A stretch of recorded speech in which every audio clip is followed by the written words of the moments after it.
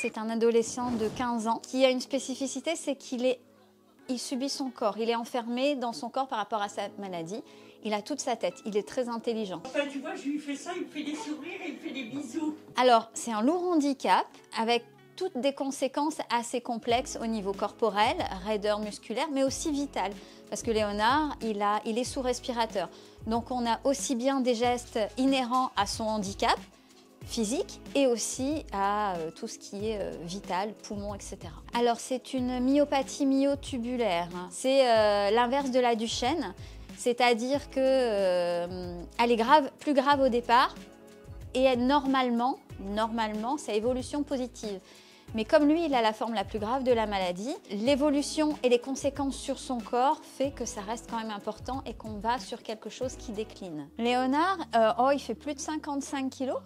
Il est plus lourd que moi. C'est lui qui donne le rythme de 24 heures. Alors, je ne parle pas de journée, je parle de 24 heures. En fonction des nuits, on va faire le réveil du matin. Ou tout de suite, dès qu'il commence à se réveiller, il faut changer son programme du respi pour le mettre en hyperinsuffle pour tout ce qui est sécrétion de la nuit. Comme nous, on dort, on peut avoir le rhume, mais lui, ça reste coincé. Donc, il ne faut pas qu'il s'étouffe. On fait après la toilette, qui prend un certain temps du fait qu'il est costaud. Donc, je suis formée, je fais la kiné-respi en attendant. Les mobilisations musculaires aussi, puisqu'il faut toujours le bouger. On a le passage de médicaments, des fois les transferts s'il est mis en centre.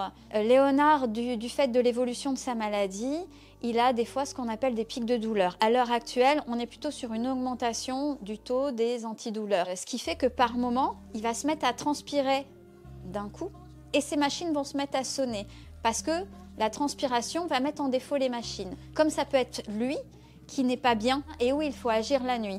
Et la journée, il a automatiquement de la kiné. Donc 13 interventions médicales, on ne se sent pas chez soi avec autant de passages. Donc là, on a tout regroupé au niveau de l'unité de répit de Saint-Alban-l'Hesse. Je suis plutôt fière de mes enfants puisque c'est une vie assez compliquée dès le départ. Ça chamboule, hein. Quand ça arrive au sein d'une famille, ça chamboule pas mal de choses. Et mes grands ont pas mal empathie de la maladie de leur petit frère. Et ils ont pris une belle maturité. Et on est très soudés à 4, très soudés. Léonard n'a rien demandé, comme nous, on n'a rien demandé. C'est pas de son fait, je ne me vois pas abandonner mon fils. Ils étaient 10 en France et Léonard, c'était le seul cas en France dans la manière dont il développait la maladie.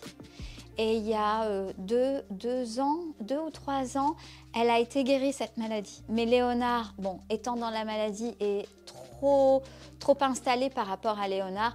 Il ne peut avoir aucun traitement maintenant, il faut que ce soit pris dès le départ. Lui maintenant, c'est prise en charge au quotidien par rapport à qui il est, par rapport à son corps, ses souffrances. C'est vraiment lui qui donne le change, c'est lui qui nous montre. Le logement est trop étriqué. Léonard, on a vu, il a un coin chambre réa parce qu'il y a des besoins énormes. Le problème du logement, c'est que quand il faut le sortir, il faut bouger son lit pour avoir le lève-malade. Léonard grandit, Léonard grossit. Je le manipule déjà tous les jours. Je l'ai manipulé sans lève-malade jusqu'à ses 45 kilos. Je n'ai plus d'épaule. Et le logement n'est absolument pas adapté pour lui. Alors, il y a 7 ans, après la séparation avec son papa, nous n'avions pas de logement. On a mis en branle pas mal de choses, et dont Jackie, Jojo et ses copains, qui a aussi fait pas mal de bruit. Notre histoire a touché pas mal de monde. On nous a proposé des choses un peu abracadabrantes. Et il y a eu 2 personnes chez Cristal Habitat qui ont été au su de notre histoire et ont ouvert ce logement qui était normalement mis en vente. Donc ils l'ont ouvert pour nous pour pas qu'on se retrouve à la rue, parce qu'on se retrouvait tout seul à la rue avec mes 3 enfants. Ils nous ont ouvert la location, donc je me sentais un petit peu redevable par rapport à ce qu'elles ont fait. Le temps passe, les prises en charge, le handicap augmente, il y a des choses pas entendues. Donc moi, au niveau du logement, je suis au rez-de-chaussée, au-dessus des garages et des caves, il est très froid. Donc j'ai été obligée de calfeutrer par moi-même au niveau des fenêtres. Il n'est pas isolé de l'intérieur. Et où je me suis rendu compte qu'en fait, les difficultés venaient aussi de l'appartement qui n'était plus adapté. J'ai décidé de rechercher un appartement, du moins de faire une demande de logement qui est très compliquée par rapport à ça. J'ai réussi, j'étais acceptée d'être en loi DALO, ce qui veut dire que là, j'avais pas cette difficulté à devoir aller vers les bailleurs pour pouvoir dire j'ai besoin, on est dans le vital, là le manque d'accessibilité aura un impact sur le vital de mon fils. C'est là, au vu du dossier, ils sont obligés, c'est une obligation d'État, de faire une proposition dans les 3 mois. Ils étaient prêts à mettre à peu près, ça a été chiffré à peu près à 60 000 €. Léonard, c'est un des handicaps les plus lourds de Savoie. Tant que tout va bien, Léonard est suivi en Savoie. Si ça va pas, il est sur Lyon. Alors ils vont me dire, oui, mais il n'y a rien en ce moment. Oui, ça pousse comme des champignons, peut-être, mais ils ne se penchent pas aussi dessus. On a fait des lois, c'est juste des bouts de papier pour moi. Ne serait-ce que pour les places de parking. Moi ici, j'en ai aucune autour de moi. Il y a un gros travail à faire au niveau du handicap. Là, je parle de manière générale. Et j'ai envie de dire, moi, par rapport à ma situation, en fait, il faut que je puisse trouver un logement où mon fils sera en sécurité par rapport à son handicap qui est lié au vital et qui est XXL. Et qu'on aura besoin d'aménager en toute sécurité pour lui. Avant que les conséquences de la maladie prennent le pas sur son corps, il avait une tablette. Donc il bougeait tout doucement, il allait, il avait des pictogrammes comme les personnes en situation de handicap pour dire des choses.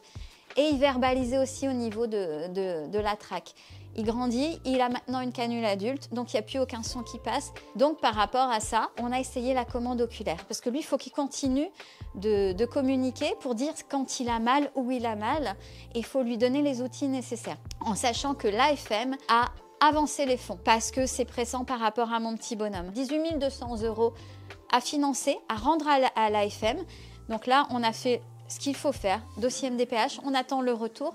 Et après, on va chercher les financeurs pour pouvoir finir de rembourser l'AFM. Mais grâce à l'avance faite par l'AFM, ça a permis à Léonard d'avoir sa commande visuelle, de commencer à la prendre en main pour le mettre lui aussi en toute sécurité. Par rapport à mon petit bout de chou, peut-être certainement qui partira avant moi. Donc là, la vie, on la croque tous les jours, à l'instant T. C'est ici et maintenant, c'est l'instant présent. Si on se projette trop dans l'avenir, on passe à côté de l'instant présent. Moi, on m'a dit, mais Céline, avec qui tu es, mais t'as sauvé ton fils. Non, les gens se trompent. C'est Léonard qui m'a sauvée. C'est Léonard qui m'a permis de grandir, qui nous a permis de grandir. Et c'est Léonard, avec toutes les personnes qui gravitent réellement autour, qui les a fait grandir. Je l'aime, mon fils. J'aime mes enfants. Et je suis fière de mes 3 enfants.